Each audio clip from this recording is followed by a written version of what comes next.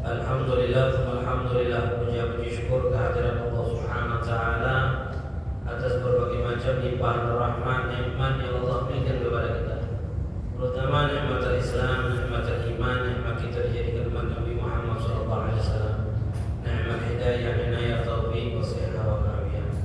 Begitu juga salat serta salam dengan janji yang kita aturkan hadiahkan kepada kita Nabi Muhammad sallallahu alaihi wasallam beserta para keluarganya, para sahabatnya, para pengikutnya di akhir zaman. Ya ma'asyiral hadirin rahimani wa rahimakumullah. Sebelum kita mulai dari majlis ini, kita akan baca surat Al-Fatihah dengan niat syifa khusus kepada Syarifah Maria binti Abi Abdullah wa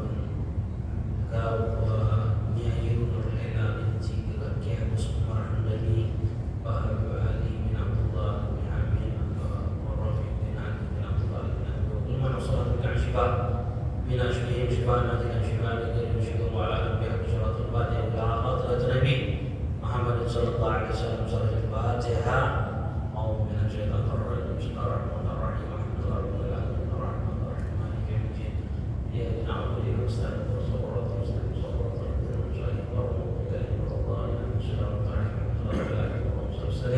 على سيدنا محمد وعلى آل سيدنا محمد اللهم بحق الفاتحة وشر الفاتحة وعظمة الفاتحة.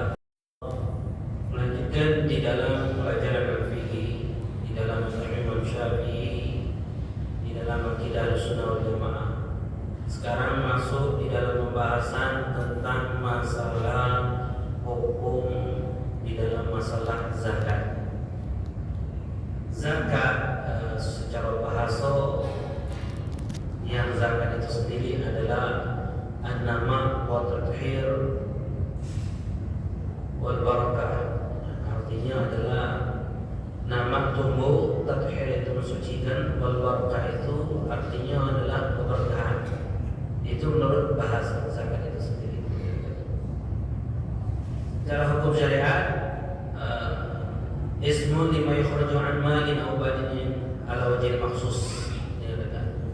Zakat itu secara bahasa artinya namun sesuatu yang dikeluarkan dari harta atau yang dikeluarkan dari badan dengan arah yang khusus ke dalam syariat. Yang dikeluarkan dari harta artinya dikenal dengan zakat mal.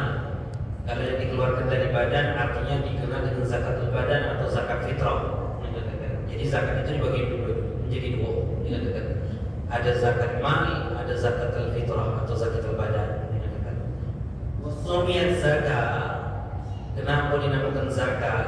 Dikatakan li'anal mal yanmu bi barakati ikhrajha wa man adaha yatazakka 'inda Allah Ta'ala. Dinamakan zakat kata ulama karena harta itu akan tumbuh keberkahan jika itu keluar ke zakatnya. Karena zakat itu menurut bahasa artinya tumbuh dan berkah. Kemudian yang mengeluarkannya juga akan zakat, disucikan oleh Allah. Yatazakka 'inda Allah Ta'ala, disucikan oleh Allah Subhanahu wa taala dari dosa-dosa. Makanya di dalam firman Allah Subhanahu wa taala Allah nyatakan qad aflaha man zakkaha. Sungguh beruntung orang yang mensucikannya, menyucikan nafsunya dari hal-hal yang tidak baik. Makanya dinamakan zakat. Zakat merupakan salah satu rukun Islam. Bahkan wa man jahada wujubaha kufur. Orang yang mengingkari akan kewajiban zakat, hukumnya kufur. Hukumnya keluar dari agama Islam. Karena sepakat hukum zakat itu adalah wajib. Bahkan bagi mereka yang tidak mengeluarkan zakat, wajib bagi pemerintahan untuk memerangi mereka orang jika mereka tidak mengeluarkan zakat.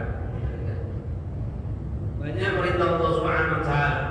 Dalil di antara perintah zakat itu sebagaimana Allah nyatakan wa yu'tuz zakat. Makanya juga di dalam riwayat dalam firman Allah Subhanahu wa taala yang lainnya Allah juga katakan wa'atuz zakat, laksanakan zakat. Dalam hadis Rasulullah sallallahu alaihi wasallam mengatakan bunyian Islam al-khamsin. Islam ini dibangun 5 perkara. Syahadah la ilaha illallah wa syahadah anna Muhammadar Rasulullah. Dan antaranya juga wa'atuz zakat. Ta'aruf zakat yaitu mengeluarkan zakat yang merupakan fondasi di dalam Islam atau yang kita kenal dengan rukun Islam. Diwajibkan zakat ini tahun kedua setelah hijrahnya Rasulullah SAW dari kota Mekah ke kota Madinah. Pertama kali yang diwajibkan itu adalah zakat fitrah. Ada lagi mengatakan pendapat selain dari itu. Kemudian zakat fitrah ini didahulukan di mana Rasul berhaji. Di dalam hukum fikih pembahasan bab zakat ini dahulukan sebelum kita membahas bab puasa dan bab haji. Jadi bab zakat dulu. Karena kata ulama kan zakat ini lebih afdal daripada puasa dan lebih afdal daripada haji. Kan dikatakan ulama zakat itu khusus salat. Saudarinya salat, karena perintah Allah itu selalu menggantikan perintah salat dan mengeluarkan zakat. Di dalam hukum zakat ini sendiri, kewajiban bagi kita untuk kita mengeluarkan zakat ini ada syaratnya. Jadi tidak setiap orang diwajibkan untuk mengeluarkan zakat. Ada syarat seseorang itu diwajibkan untuk mengeluarkan zakat. Jadi tidak setiap orang untuk wajib mengeluarkan zakat itu sendiri. Di antara syaratul wujub, syarat diwajibkan kita untuk mengeluarkan zakat banyak. Di antaranya adalah Islam. Tidak diwajibkan bagi mereka terhadap orang yang kafir asli. Berbeda kalau murtad. Karena yang murtad wajib harta mereka itu akan jadi fake. Diwajibkan mereka untuk kembali lagi dalam keadaan Islam lalu mengeluarkan zakat. Kalau tidak, hartanya menjadi harta fake. Harta fake itu nanti hartanya itu diserahkan ke pemerintahan. Ini yang dikatakan ulama. Syarat wajib zakat itu harus Islam. Bahkan kata ulama satu ibadah syarat dikategorikan itu ibadah adalah Islam. Makanya jika ada orang kafir bangun masjid, bangun musola, bangun tempat ibadah Islam, apakah dia dapat pahala? Tidak. Karena dikategorikan satu ibadah, syarat orang itu dikatakan ibadah, dia harus adalah Islam. Itu yang dikatakan ulama. Nanti ada permasalahan dikatakan ibadah ini kan dibagi dua nantinya. Ada ibadah maliyah, ada ibadah badaniyah. Ibadah itu kan sifatnya ada ibadah harta, ada ibadah badan. Kalau ibadah badan itu syaratnya harus Islam. Kalau ibadah maliyah tidak disyaratkan harus Islam. Makanya jika seorang kafir memiliki hamba sahaya muslim, maka tanggung jawab untuk mengeluarkan zakat fitrah itu terhadap tuannya yang kafir tersebut. Maka tuannya yang kafir itu berhak hukum sah mengeluarkan zakat fitrah terhadap hamba sahaya tersebut. Itu di antara itu ulama. Itu pengecualian dalam hukum fikih tentang kewajiban zakat itu sendiri. Kemudian yang kedua, syarat kewajiban zakat itu adalah hurriyah, merdeka. Tidak diwajibkan kepada hamba sahaya. Di zaman kita sekarang ini tidak ada lagi yang namanya hamba sahaya. Tapi suatu saat akan timbul lagi yang namanya perbudakan hamba sahaya tersebut. Makanya di dalam hukum fikih, kalau kita belajar ilmu fikih, bab ijtik, bab perbudakan, bab memperdekakan hamba sahaya itu akan selalu hadir. Biasanya di dalam bab fikih itu di akhir bab. Di akhir bab itu biasanya kita bahas tentang masalah perbudakan. Walaupun di zaman kita sekarang ini dekati, suatu saat di akhir zaman itu akan timbul lagi yang seperti itu. Bayangkan. Na'udzubillah tsumma na'udzubillah.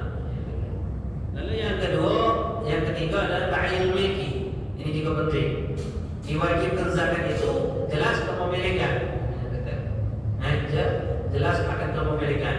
Makanya tidak wajib zakat harta yang tidak jelas kepemilikannya. Contohnya misalnya adalah wakaf, seperti masjid. Masjid ini memiliki harta kan? Masjid memiliki harta. Apakah masjid itu wajib zakat? Tidak diwajibkan zakat. Jadi perlu kita pahami. Terkadang kita nak mewakafkan masjid, kita harus paham. Ada wakaf masjid, ada wakaf untuk masjid. Itu beda. Wakaf masjid maka itu akan jadi masjid. Kalau wakaf untuk masjid itu bukan jadi masjid, tapi kepemilikan masjid. Masjid itu bisa memiliki harta. Misalnya masjid punya usaha, masjid misalnya punya ruko, rukonya disewakan. Duit hasil ruko tersebut dia bisa memiliki tanah lagi, dia bisa beli lagi. Itu punya masjid. Ketika dia memiliki harta, apakah wajib zakat? Tidak wajib zakat. Tidak wajib zakat. Kita harus bedakan antara wakaf masjid dan wakaf untuk masjid. Jadi hati-hati kalau ada orang nak mewakafkan 9 sebidang tanah jadi masjid, maka sebidang tanah itu jadi masjid. Lalu zaman WC-nya, zaman tempat parkirannya, ya ada pikirkan itu. Ya. Kalau sebidang tanah itu diwakafkan masjid, maka sebidang tanah itu akan jadi masjid. WC-nya harus di luar tanah tersebut. Makanya dia harus wakafkan kalau nak sebidang tanah itu wakaf ini sebagian masjid, sebagian untuk masjid. Nah, dia harus pahami mana wakaf masjid, mana untuk masjid. Baca WC, masjid bukan itu? WC kita, masjid bukan? Hah? Di masjid itu? Bukan masjid itu. Nah, bukan masjid itu, WC itu, bukan masjid itu. Ya, itu punya masjid, bukan masjid, punya masjid. Kalau masjid haram kencing di masjid, ya, pegang masjid, dosa. Tapi itu milik masjid, punya masjid. Masjid kan? Enggak. Itu beda kan antara hukum masjid dan wakaf untuk masjid. Itu beda. Wakaf masjid dan wakaf untuk masjid itu beda. Wakaf masjid jadi masjid, wakaf untuk masjid punya masjid bukan masjid. Punya masjid bukan masjid. Nah, masjid ini memiliki harta. Wajib zakat kan? Kalau hartanya misalnya ratusan juta, miliaran, wajib zakat? Tidak wajib zakat. Nah, terkadang penting juga pengolahan harta masjid. Harta masjid itu tidak baca kita kelola atau kita gunakan selain untuk maslahat masjid. Tidak boleh. Baca di media sosial itu seringkali jarang menyalahkan masjid karena duit masjid banyak, sedangkan homo yang di sekitar masjid itu miskin. Nah, kalau menyalahkan masjid itu harusnya dibagi-bagi ke duit masjid. Tidak boleh. Nah, tidak boleh. Kenapa? Karena uang akan untuk memberikan masjid itu yang hanya untuk maslahat masjid. Ya, duit yang ada di masjid itu hanya boleh untuk pengolahan apa yang jadi maslahat untuk masjid. Tidak boleh digunakan untuk selain maslahat untuk masjid. Tidak boleh dia nak bagi-bagikan, beli makanan, misalnya beli makanan, kemudian bagi di depan sana untuk uang yang jalan-jalan untuk buka puasa dengan duit masjid. Boleh tak? Tidak boleh. Haram hukumnya. Tidak boleh. Kenapa tidak boleh? Karena dekatnya masalah untuk masjid. Kecuali bukunya makan di masjid. Itu ada masalah untuk masjid, memakmurkan masjid. Tapi kalau untuk dibagi-bagikan, mana boleh? Ustaz siang, Ustaz, ada fakir miskin yang di sekitar masjid itu naik ke lapangan, sedangkan duit masjid ini banyak nih, ratusan juta. Nah, boleh tak kita untuk fakir miskin yang di luar jalan? Tidak boleh. Jadi jangan manfaatkan uang miskin tadi, manfaatkan untuk masalah masjid. Dengan apa? Jadi makmur masjid, beres-beres masjid, baru digaji. Bukan serta-merta duit masjid langsung ditunjuk. Tidak boleh. Haram. Tidak boleh. Duit masjid hanya boleh dimaslahatkan, digunakan untuk masalah masjid. Selain untuk masalah masjid tidak boleh. Nah, apapun masalah masjid, bayar listrik, pasang AC, hidup lampu, itu kan masalah masjid dulu. Beli karpet, beli yang sapu, beli penyedot debu, itu untuk masalah masjid dulu. Nah, selain untuk masalah masjid boleh, tapi selain untuk masalah selain masjid tidak boleh. Bahkan punya masjid tidak boleh digunakan untuk di luar masjid. Misal punya masjid punya ampli misalnya, yang baca di bawah-bawah jalan, portable itu, boleh tak? Ada jenazah tahlilan makin ampli masjid untuk dibawa jalan-jalan untuk ke kampung misalnya, boleh tak? Tidak boleh. Haram.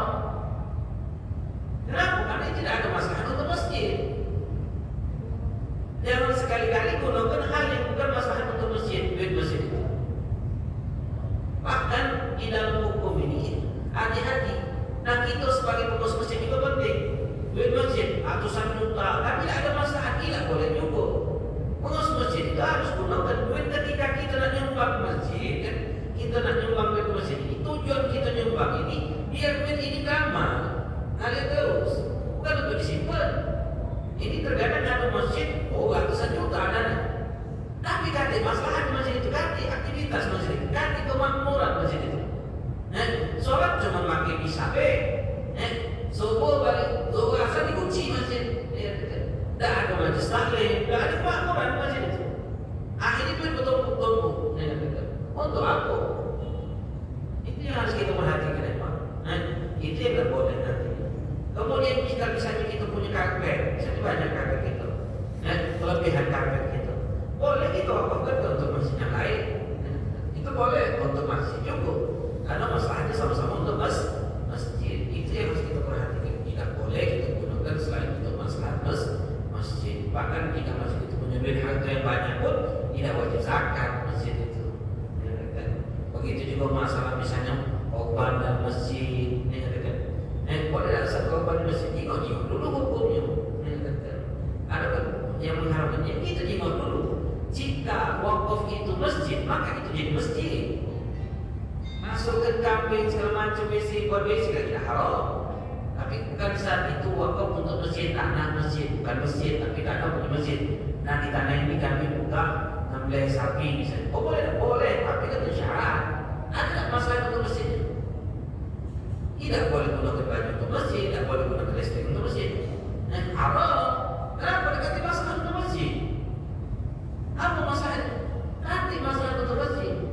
Lalu macam mana solusinya? Ya saya beli masjidnya. Bayar listriknya, bayar bajunya, bayar tempatnya. Artinya baru ada masalah untuk masjid. Ya. Hati-hati juga. Ini kadang nyembelih sudah letak kambing sapi, biar takut di bego, takut di masjid. Simpan daging tadi. Haram. Kenapa haram? Karena najis. Tidak ada itu. Walaupun kami plastik Ustaz, walaupun kami harus, walaupun bawa najis ke dalam masjid itu dosa. Bawa najis ke dalam masjid dosa. Haram. Makanya bawa budak kecil pakai pampers ke dalam masjid, apa hukumnya? Haram. Ini mau ngajak anaknya, ngajak cocok ke masjid, sebenarnya main di masjid, dengan pampers dengan najis, haram ya, wah. Itu kalau juga ada tai cicak di sini, kita terjemah, tidak boleh kita cicak atau wajib kita pay, wajib kita buang, wajib kita buang. Apa aja kita cicak atau, itu kan urusan aku atau masjid tidak kewajiban bagi kita untuk mencegah masuknya masjid najis ke dalam masjid. Ini penting ikhwan, banyak niat menganggap remeh dalam masalah. Hati-hati dalam masalah tersebut. Pengurus masjid kalau tidak paham, wajib gandeng si kaum ustaz, babi ustaz untuk menjadi tempat rujukan di dalam urusan masjid biar tidak salah di dalam penetapan di dalam hukum masjid. Hukum masjid itu besar pahalanya.